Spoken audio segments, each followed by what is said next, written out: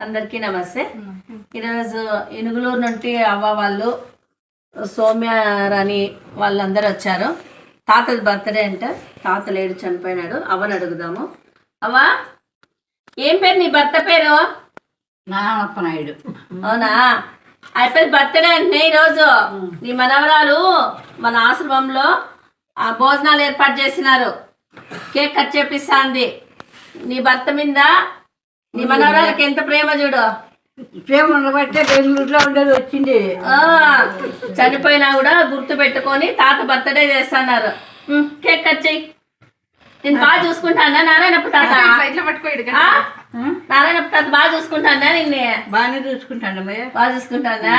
సర్లే, అందుకే cake cut చెయ్యి. నాకు కనపడదు కదా. పట్టుకో అట్లా. చూపించండి. Happy birthday to you, happy birthday to you, happy birthday to you Narayanappa తాత. ఆంటీకి తినిపించు.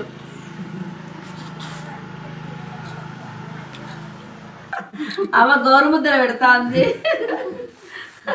నారాయణప్ప తాతకి ఆత్మ శాంతి చేకూరాలని దేవుణ్ణి కోరుకున్నాము.